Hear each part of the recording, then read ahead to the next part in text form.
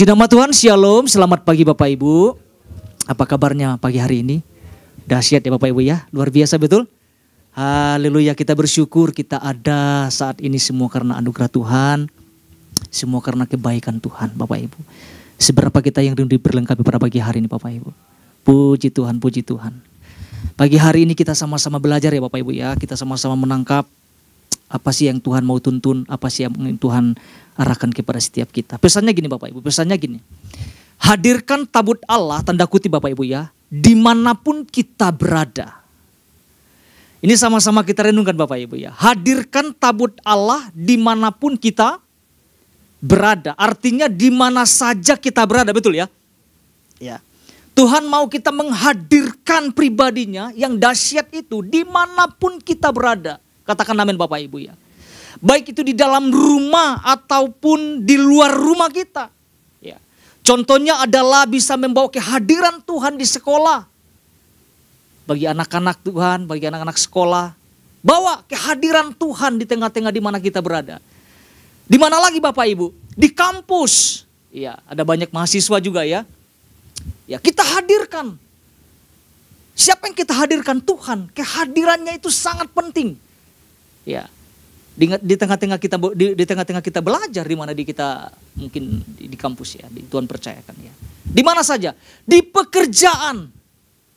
Penting gak kita membawa kehadiran Tuhan dalam pekerjaan? Oh iya dong. Ada sesuatu yang berbeda tentunya waktu kita membawa kehadiran Tuhan di tengah-tengah kita bekerja. Ya, saya percaya ada sesuatu yang dahsyat boleh terjadi ketika kehadiran Tuhan itu nyata. Katakan amin Bapak Ibu ya. Pertanyaannya gini Bapak Ibu, pertanyaan gini. Seperti apa langkah-langkahnya? Apakah cukup hanya berdoa saja? Ya, nilai-nilai apa yang kita bawa? Ya. Karena kalau kita perhatikan Bapak Ibu ya, di dalam tema pesan Tuhan, ini adalah sebuah tugas, dikatakan hadirkan tabut Allah dimanapun kita berada. Artinya ada sebuah tugas yang Tuhan percayakan kepada setiap kita semua. Tugasnya adalah membawa kehadiran Allah itu sendiri di tengah-tengah kita. Ya, kalau kita perhatikan Bapak Ibu, saya tidak panjang-panjang lebar Bapak Ibu. Kalau kita perhatikan apa yang Tuhan sampaikan di dalam inti pesan Tuhan, dikatakan seperti ini bahwa gini Bapak Ibu. Tidak semua saya bacakan ya, bahwa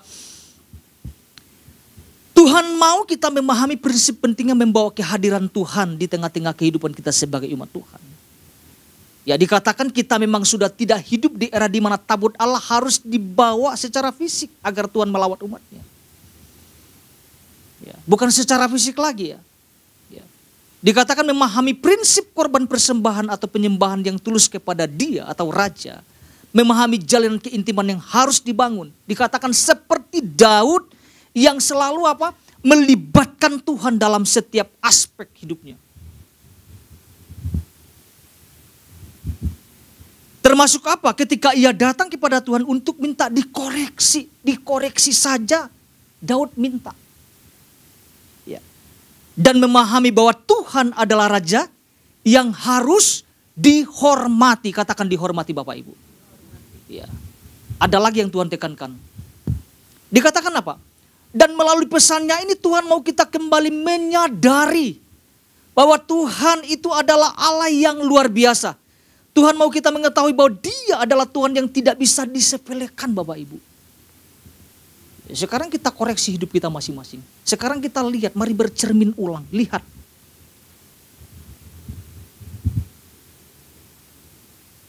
Apakah kita sedang hari-hari ini sedang menyepelekan atau tidak?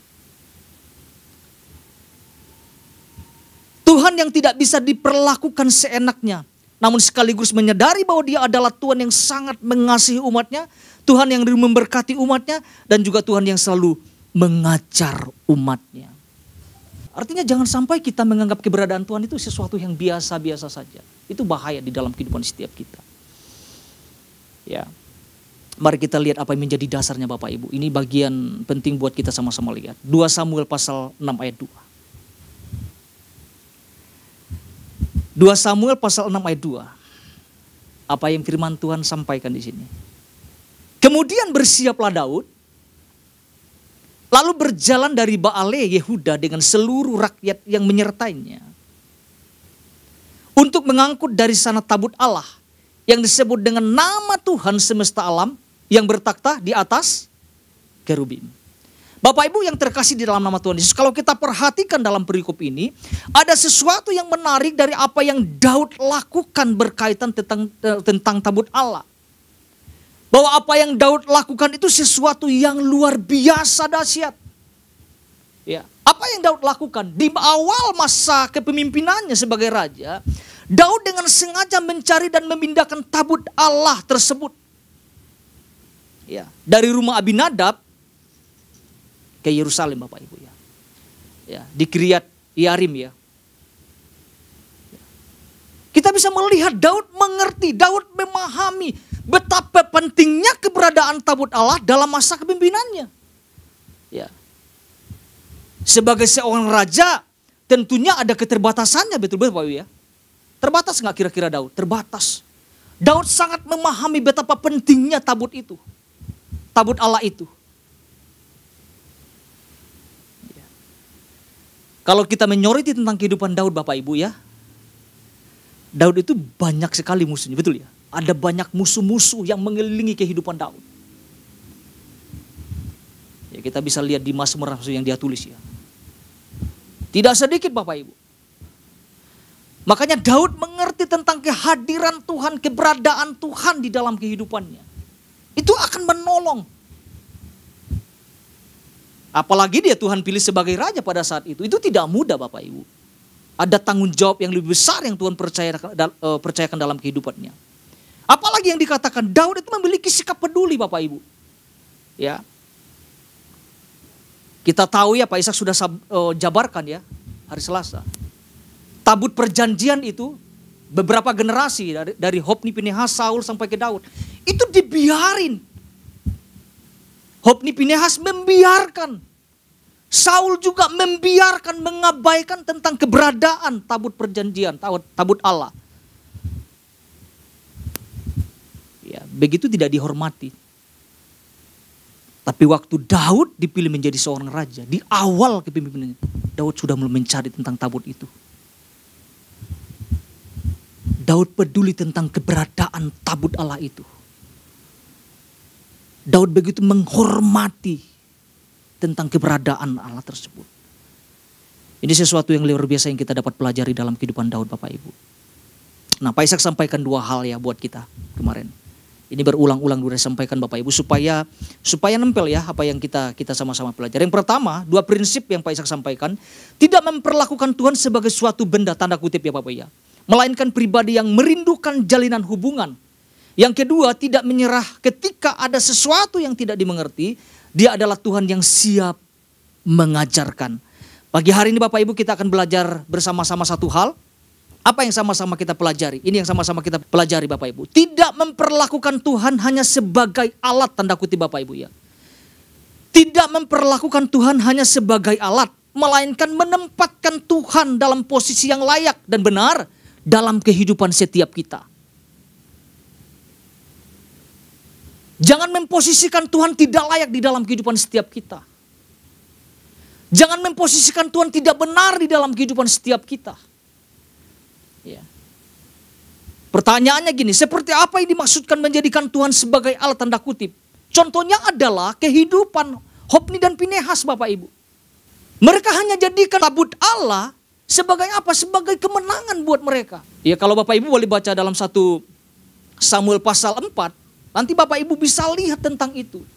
Ketika kekalahan terjadi, mereka lupa bawa tabut. Itu yang mereka lakukan. Tuhan itu hanya sebagai alat.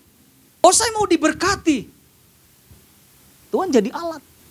Saya harus menang untuk menghadapi pertempuran ini. Waktu melawan bangsa Filistin pada saat itu. Betul bergantungnya kepada tabut. Tapi masalahnya mereka tidak membangun hubungan itu. Nah itu. Jadikan sebagai jimat lah seperti itu. Saya merenungkan ini Bapak Ibu. Jangan sampai ini terjadi di dalam kehidupan kekristenan kita. Menjadikan Tuhan sebagai alat, sebagai jimat semata saja. Tuhan saya rindu melayani Engkau supaya saya itu menjadikan alat. Tuhan saya datang menyembah Engkau supaya saya sembuh. Nggak salah Bapak Ibu. Tapi kalau kita jadikan Tuhan hanya sebagai alat saja tanpa ada membangun hubungan keintiman dengan pribadinya. Sudah terbukti kok. Bangsa Israel kalah waktu berhadapan dengan Filistin. Ya. Yang saya mau sampaikan adalah jangan gini. Waktu kita menjadikan Tuhan sebagai alat, kita mengharapkan sesuatu yang besar terjadi dalam kehidupan setiap kita. Waktu kita harapkan, nggak terjadi sesuatu dalam kehidupan setiap kita. Kita mulai kecewa nanti di situ.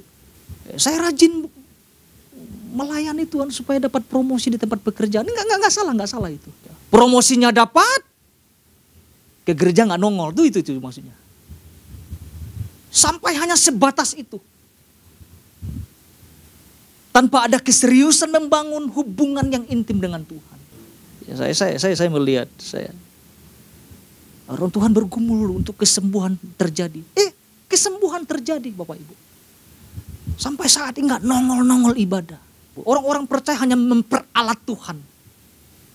Untuk menjawab apa yang dia inginkan di dalam kehidupannya. Setelah dia dapat, tinggalin Tuhan. Bagaimana kita bisa menghadirkan Allah di tengah-tengah kehidupan setiap kita. Kalau model hidup orang-orang percaya seperti itu. Gak bisa Bapak. Mari kita lihat firman Tuhan Bapak Ibu. Kita mau belajar dari kehidupan Daud. Daud itu begitu totalitas. Di dalam Tuhan Bapak Ibu. 2 Samuel pasal 6 ayat 1-3. Dan kita nanti lihat apa dampaknya. Ketika seseorang menghadirkan Tuhan. Di tengah-tengah dia berada. Di tengah-tengah umat Tuhan berada. Ya, 2 Samuel pasal 6 ayat 1-3. Apa yang dikatakan di sini? Daud mengumpulkan pula semua orang pilihan. Artinya bukan orang sembarangan, betul nggak Bapak Ibu ya? Iya, orang pilihan. Di antara apa? Orang Israel. 30.000 orang banyaknya. Ayat dasar kita Bapak Ibu ayat kedua, kemudian bersiaplah Daud lalu berjalan di Baale Yehuda dengan seluruh rakyat yang menyertainya untuk mengangkut dari sana tabut Allah yang disebut dengan nama Tuhan semesta alam yang bertakhta di atas kerubim. Ayat 3. Mereka menaikkan tabut Allah itu ke dalam kereta yang baru setelah mengangkatnya dari rumah Abinadab yang di atas bukit. Lalu Uzzah dan Ahio anak Abinadab mengantarkan kereta itu. Apa yang Daud lakukan Bapak Ibu? Pertama yang Daud lakukan adalah melakukan persiapan. Katakan persiapan Bapak Ibu. Apa yang kita bayangkan tentang mendengar kalimat ini? Melakukan persiapan. Ada orang melayani Tuhan tanpa persiapan. Ada orang mempersiapkan sesuatu. Mungkin datang menyembah Tuhan tanpa persiapan. Artinya saya lihat di sini Daud tidak asal-asalan Bapak Ibu. Daud begitu totalitas. Dikatakan Daud memilih orang-orang yang terbaik pada masa itu. Jumlah yang dikumpulkan adalah 30.000 orang banyaknya. Kira-kira banyak gak Bapak Ibu? Banyak sekali loh. Bayangkan berapa lama mempersiapkan seperti ini. Hanya untuk mengangkut tabut loh, bayangkan Bapak Ibu. Perlu persiapan sedemikian rupa.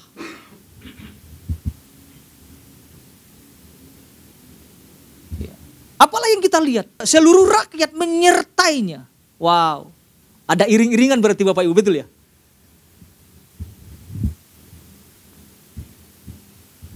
Ada rasa kagum. Ada rasa hormat. Yang setinggi-tingginya.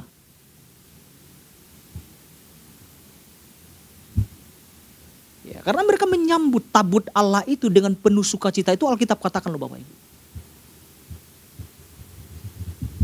Di zaman Ofni dan Pinehas gak ada seperti itu tuh. Di zaman Saul gak ada seperti itu. Tapi di zaman Daud berbeda. Ini 30.000 orang itu gak main-main Bapak Ibu. Kenapa gak 10 orang saja? Itu persiapan itu begitu luar biasa. Dan apa yang Daud lakukan itu sangat berdampak. Baik dalam kehidupan di sekitarnya, dalam kehidupannya juga. Nanti kita lihat Bapak Ibu, 2 dampak ini Bapak Ibu ya. Nah, kita akan lanjut kepada 2 dampak ini ketika Tuhan dihadirkan di tengah-tengah kehidupan setiap kita. Itu dampak yang pertama adalah gini Bapak Ibu ya. Dampak pertama, apa yang akan terjadi ketika kita menghadirkan Tuhan dimanapun kita berada. Ini akan terjadi. Akan ada berkat secara khusus yang akan terjadi dalam kehidupan orang percaya. Katakan berkat secara khusus Bapak Ibu. Ya. Itu Alkitab catat itu. Ya. Apa contohnya? Apa bukti Alkitabnya? Ya, Pak Ishak sudah jabarkan. Di Alkitab kita bisa melihat ada keluarga Obed Edom yang diberkati pada saat itu.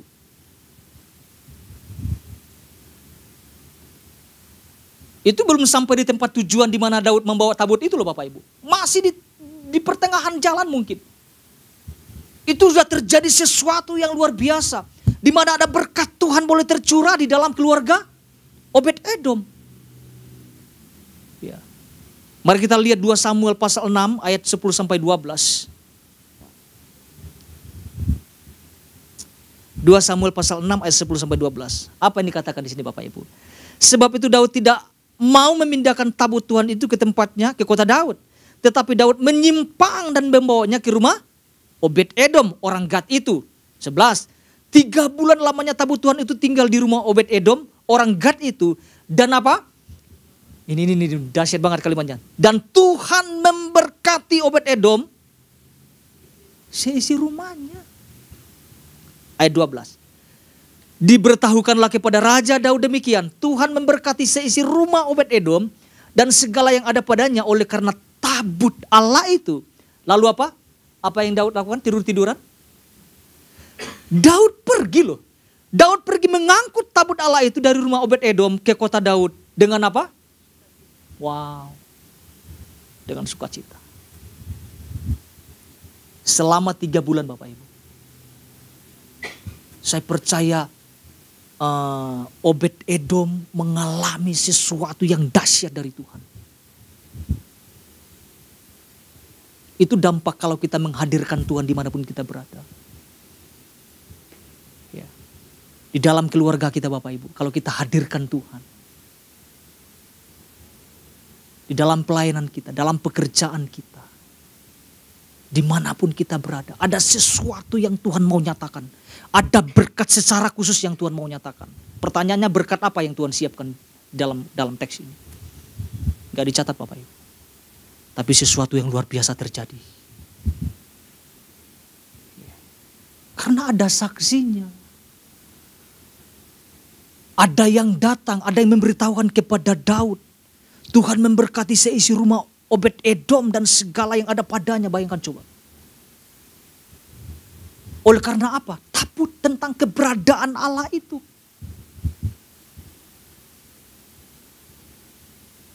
Daud dengar itu Bapak Ibu, tidak nunda-nunda, langsung datang ambil, pindahkan. Tapi di tengah-tengah ketika Obed Edom diberkati selama 3 bulan itu Bapak Ibu, Daud ada di mana? Daud lagi sedang mencari jawaban dari Tuhan. Itu juga tidak kalah penting.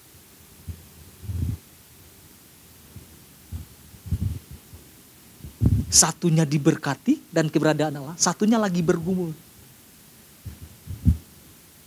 Supaya apa? Supaya apa yang Daud lakukan itu sesuai dengan tuntunan Tuhan. Itu dahsyat Bapak Ibu. Kira-kira dapat nggak jawabannya dari Tuhan? Oh, Daud dapat jawaban dari Tuhan kok. Nggak boleh sembarangan ternyata. Mungkin ada tata caranya, ada hukum-hukum yang berlaku di sana. Ya. Jadi nggak sembarangan ya pada saat itu ya. Itu dampak yang pertama ya, ada berkat, katakan ada berkat Bapak Ibu. Ya, di dalam keluarga kita ada berkat, katakan amin Bapak Ibu. Karena ada Tuhan yang kita hadirkan di tengah-tengah keluarga kita. Yang kedua, dampak yang kedua. Dampak yang kedua adalah ketika kita menghadirkan Tuhan dimanapun kita berada, maka hal ini akan terjadi. Apa yang terjadi Bapak Ibu? Tuhan akan mengaruniakan keamanan. Katakan keamanan Bapak Ibu. Haleluya. Mari kita lihat 2 Samuel pasal 7 ayat 1. Saya suka kalimat ini Bapak Ibu ketika saya melihat pasal demi pasal ya. Waduh, ada kemenangan demi kemenangan yang terjadi dalam kehidupan Daud. Ya, kita lihat dulu Pak, 2 Samuel pasal 7 ayat 1. Apa yang dikatakan di sana? Ketika raja telah menetap di rumahnya dan Tuhan telah apa? Mengaruniakan apa Bapak Ibu? Keamanan kepadanya terhadap semua apa? Daud itu banyak musuh. Tetapi tabut Allah dibawa ke Yerusalem, apa yang Tuhan nyatakan di sini? Ini janji Tuhan loh Bapak Ibu ya. Ketika raja telah menetap di rumahnya dan Tuhan telah mengaruniakan keamanan kepadanya terhadap semua musuh di sekeliling. Bukankah ini sesuatu yang dahsyat?